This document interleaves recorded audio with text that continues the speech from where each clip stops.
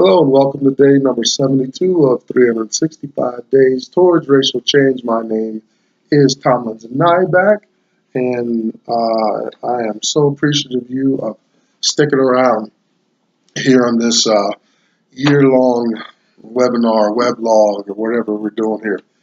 We're trying to figure out two basic things. First part has two veins, and that first vein is, does the slave mind prevail from generation to generation? Is it passed down from person to person, family to family, by whatever means? And on the flip side, does the white mind of entitlement, privilege, expectation of favor get passed down from generation to generation? In that way, like very intuitively, without any conscious intent. Now, the second part we want to understand is a financial literacy for Black folks. Do we understand how to move financially, more than just knowing how to open up a bank account or saving account? Do we understand Federal Reserve? Do we understand international funds? Do we understand, why the crash of 2008, a recession, impacted the entire world, and how interconnected our financial institutions are around the planet? Do we know what happens to our dollars when they're deposited in the bank? A lot of things go on when we put our money in the bank. A lot of favors, a lot of exchanges going on that we don't have access to. We need to know. We might not get that changed overnight, but we need to know what's happening in those circumstances. I'm motivated by a man named Dr. Claude Anderson. You find him at powernomics.com. The Heritage Institute are kind of his brainchild. I read 3 of his works, and he goes around speaking. He has a burden to educate Black folks about history, how history still prevails here in this day and time. I read 3 of his works. First work I read was a Black History Reader, 101 Questions You Never Thought to Ask. I want you to get these books, please. Black Labor, White Wealth, Search for Power and Economic Justice. And I read his book, Powernomics, his national plan to empower Black America. Just a side note for housekeeping issues is that his plan, these books, are more than a decade old at the point of me making these videos. But I've not seen a whole lot changed, and I believe the information is still very much relevant. So we want to keep digging at, poking at these issues. On that note, we will get into some fictional accounts of the slave life of Guy. A lot of people are probably familiar with, but probably never wrote the book, just like the Bible or any serious religious text. We'll look at Uncle Tom's Cabin. We'll check in on old Tom, see how he's getting along in his slave life. I'm almost finished reading. I want you to get the text so you can read it. I guarantee if you get the text, you'll be engrossed and want to read what's going on in there. I believe it gives some good commentary on the plight of the slave and slave masters in mid-1800 America. Behind me, you see hashtag us too, hashtag USTOO. I think it's an answer to the hashtag MeToo movement. But you find Black women here conversing, discoursing, and getting their issues out in the open. Also, Blog Enough, BLAGGENUF is a good place to find more Black people, forums, kind of a Black Facebook is what I consider it. So get on all those resources and find out how to connect. Okay, We're still in our political series. There's a lot of pieces and moving parts to it, and we're in no hurry. We've got a year. Well, something I haven't done in a long time is I meditated this morning. I just slowed down for a period of time. We're always going from this thing to that. We want to hurry up and have things spoon-fed and not understand. I don't know. There's a time to exercise faith, and there's a time to slow down and really comprehend what you're doing, where we're at, where we're going, and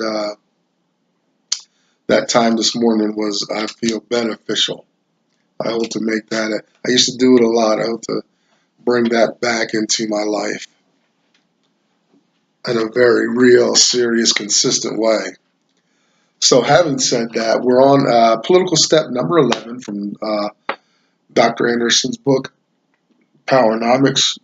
He's given us political steps to unite Black folks, and not just unite, but to exercise, practice some mechanisms to have us taken seriously out in the world, out there. So today, action step 11 was to initiate a national leadership renaissance for empowerment-oriented Black leadership, kind of a Black revival of Black leadership. It's interesting he says that because, it's an answer to the left lethargy that seems to plague Black leaders. They're not lethargic in the sense of they're lazy, just sitting around waiting for an issue or platform to run on. They are, I think the lethargy he's addressing is they're dragging their heels and whatnot in getting Black folks recognition, resources, wealth, empowerment, coming out of marginalization. Those devices are missing in an explicit, direct way from our Black leaders. So this Renaissance revival that Dr. Anderson wants is definitely an appropriate, good thing. I think he's being very gentle. The language that he's using here, Renaissance for empowerment-oriented Black leadership. If you're Black and in position, let's go and let's have some focused attention on getting some Black needs met here, is what he's saying. But he's saying it very nice and political-like. Oh, excuse me. So having said that, is addressing the obvious lack of Black leadership. There's no Black leader speaking out. Well, I shouldn't say that.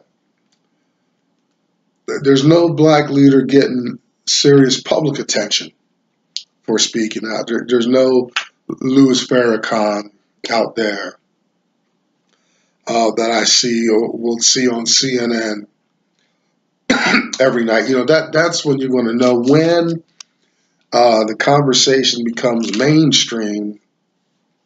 Then you're going to see Blacks taken more seriously there, kind of in that arena and in that realm. We're still very much in that grassroots stage of getting our folks together, getting organized, even understanding the terms under which we want to move forward collectively and coordinated in a coordinated way. Those things are still getting put together. While we're working on it, excuse me, we got a long way to go like a lot of things in America, it's when we get that consistent attention on the national media, then I think we'll see um, some more power groups, power brokers taking us seriously. And I hope we don't do it. I talk a lot about us appearing non-threatening. I don't want us to appear that, but I also don't want the attention to come from negativity. Some sexual scandal, drugs, money laundering, some kind of drama, to bring attention to black folks. That's not the kind of attention we want. Or we want to need some leaders who can withstand some serious levels of scrutiny, who can withstand being under a microscope, so to speak, because that's what America does as people rise up. So, oh, you want to rise up? Okay, you go under the microscope.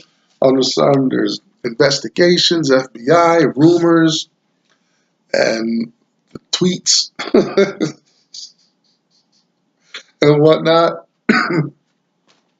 Because it's not, in some of these circles I travel in, they say, the crowd wants you to win. They want you to succeed.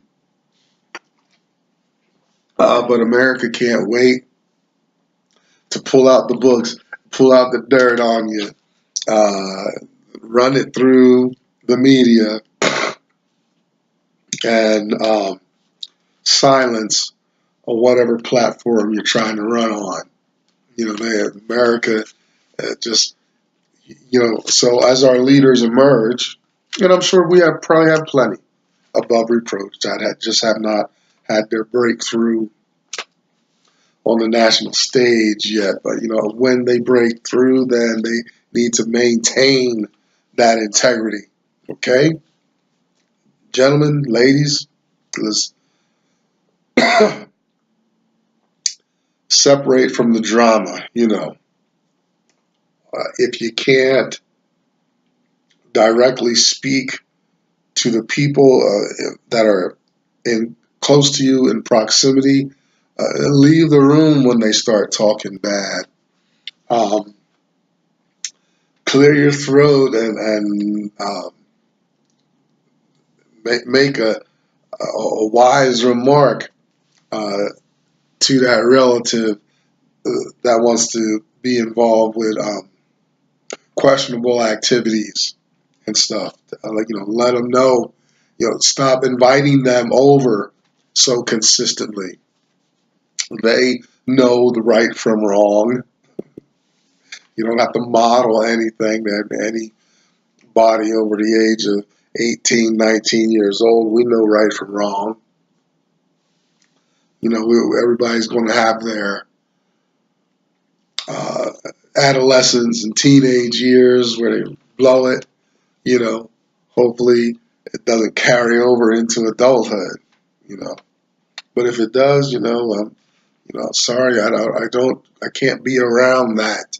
I'm trying to go up here, and when I arrive, I don't want people to find aught against me. Okay, relative whom I love. Oh, now Dr. Anderson in this book. Now I told you at the top of the piece that this material, his material especially, is more than a decade old. Now watch this. He said in his book, the Powernomics deal, this whole book, in the beginning, his mission statement is he wants to see the fruition of an empowered Black America, moving, thriving, moving parts happening by the year 2005. That's kind of what he's suggesting at the beginning of his book. Now, while there is a lot of Black activity going on, we're way past 2005. We've not gotten reparations or anything like that, any status. There's no just serious, open, national conversation about the situation of black folks in America consistently. You know, got a little fireworks going on, but we need this thing to be like a locomotive really running out there in the public. I say all that to say that he says, through he was very involved in politics, helped Jimmy Carter get elected, and influential in the educational system down in Florida years back. So he knows his stuff. But what he says here in this political action step is he says by the year 2013, the blacks are in danger of becoming a permanent underclass. Now, it's the year 2019, and I feel like his prophecy has been fulfilled already, and us black folks are still going backwards to a degree. But the situation is not unsalvageable because there's still plenty of black folks. We could still organize. We could still make a showing. But attrition is upon us, nipping at our heels, no doubt. We're still encumbered by our color line, and we have to cooperate with other groups. That's what's going to be our black leadership, empowerment-oriented black leadership needs to be focused and needs to stay on point and not associate with all these other out groups that are in need.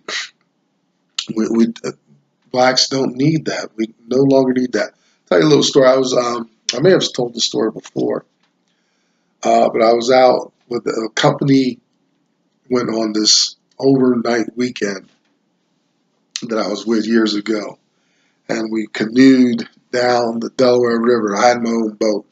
It was great. I was the only black in that group too. If you didn't know it, I hang out with a lot of white groups, white circles. That's another conversation. But anyway, there was a point in this river, Delaware River, where it was like this channel, this gate that accelerated the water. When you do that, you know what I mean. When you compress the water's space, it speeds up. Anyway, they told me, they instructed me. I'm not a canoeer. Don't have canoe sense. They said, keep your oar in the water, keep it next to the boat, and massage your navigation through this obstacle.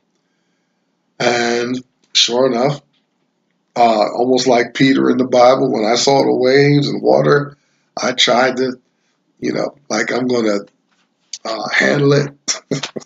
As soon as I took that oar out of the water, the boat foundered, and I was just a mess, just washed down the river. Our black leaders need to keep their oar in the water, no matter what. Let's hurry up and get the racism, alienation, threatening black conversation articulated and done with, out of the way. Matter of fact, don't even answer when somebody brings that up to you. I don't see skinhead answering. When the skinheads get challenged on that point, and the Ku Klux Klan get challenged on that point, they own it. End the conversation. Well, I say to black folks, when we get in the position, don't even own it.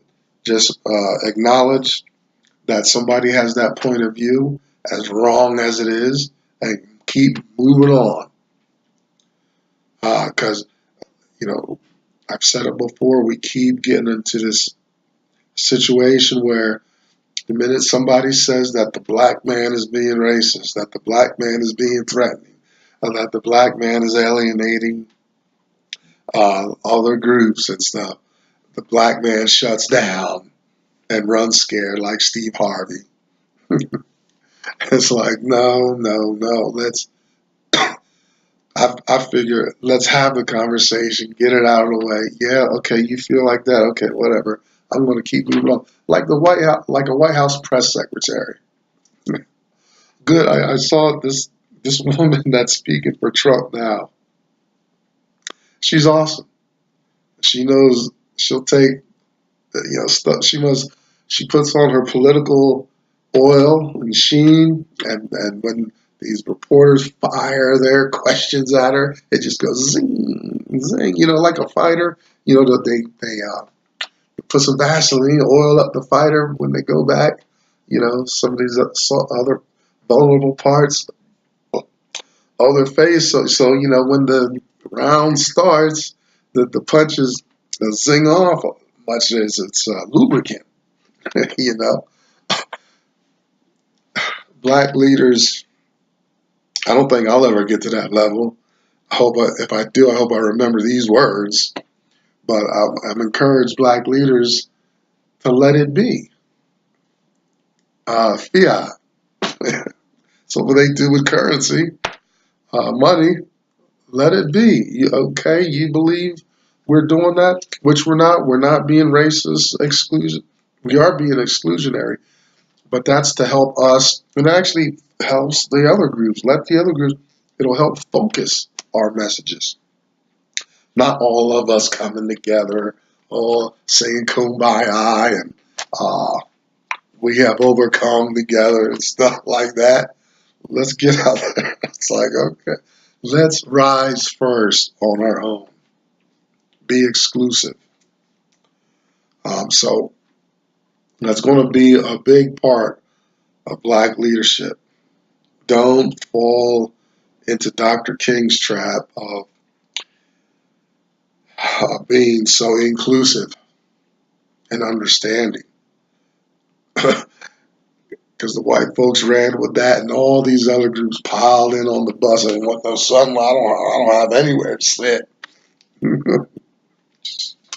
Back of the bus. Well, we figured that out, and then all these other groups came in and forced us back to the back of the bus any damn way. You know what? We had all this big to do about the back of the bus. First place Black folks sit is the back of the bus. Oh, a mess. Okay. Okay, civil rights, social integration did not work. I think we've gone over that. We're probably going to hammer that more. I just want to get to some other points. They're just words on the book. They are. It's not inscribed on the heart. It's just political legislation and jargon and stuff we can use to try to maneuver people. But we didn't. I mean, it happened. Civil rights, and there's written stuff in the Constitution, amendments and stuff like that. And we can't, in public spaces, we can't be discriminated against and stuff like that. But it didn't change the heart of man towards us. It didn't change little devices of sabotage in there and whatnot, huh? Come on.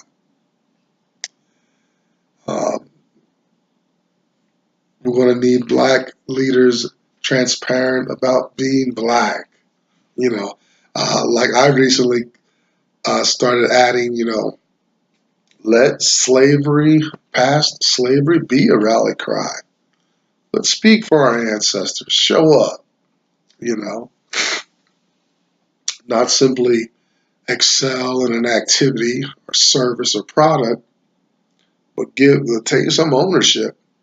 They do the Black politicians do that once they start running on a platform or get into position. They love pulling out their ancestors.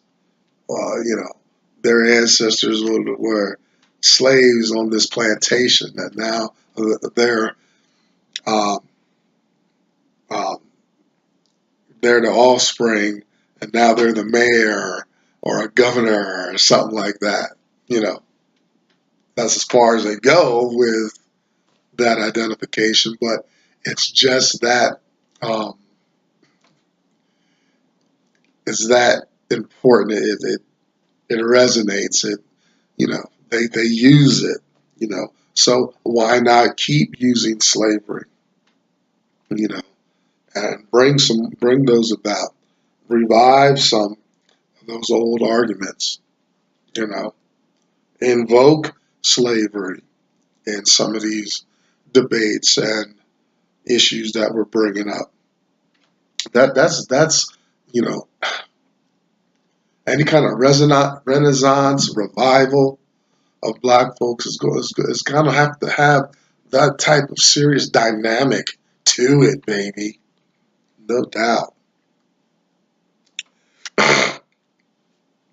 And finally, these black leaders are going to need to bring these inequalities, resources issues, to keep it in the face of American public. Now, I mean, it's not a small task. I'm not saying it half-heartedly. I know obviously Dr. Anderson has put a lot of work into articulating this issue about having black leaders with a kind and a sense of recharge. But it's not impossible, and it's necessary. We're going to need some charismatic men and women in public, getting down. And having said that, Dr. Anderson does not debate these issues anywhere, anytime. Because a debate is two opposing sides. A debate is not about either side coming over to the other side's position. They're mainly debating so the public can hear it and the public can decide whether to come on this side or that side. Now, on that note, I will say Dr. Anderson is he doesn't do debates. Why are you going to waste your time? Because superficially, a debate appears to be each side trying to win the other side over, but that's not what they're doing. So he's like, why waste time trying to convince somebody on television or radio anywhere about these points of view? He doesn't do it. And what I'm going to say, it was black leaders, barring running for some public offices where you'd expect to see debates happening. Don't debate. Go on with Gayle King exclusively, exclusive interviews and stuff. Larry King, exclusive interviews. Don't sit there, be the black empowerment representative sitting alongside a supporter of minority issues and trying to articulate and get your ideas across. It's like, no, I'm black empowerment. No, well, I'm for minority people. This includes you and all that kind of tension. Don't do that. Be secure in yourself, in your blackness. We need black leaders that are going to be exclusive and hold on to that. It's going to be a sacrifice because it's going to be intimidating. It's going to be a threat to the established power. So what? We were whipped, raped, beaten, sold, separated from family members, died, worked to death in humidity. You ever been in the deep south in the United States in that humidity? I got a moisture issue in my lungs. I wouldn't have lasted long. And I get pneumonia and stuff just like that any time of year. because of moisture and stuff like that. Be out there in that humidity, get all jammed up. They're working us to death, people. We're not the threat by a long shot. So I won't go on there, but maybe I'll do a rant later on.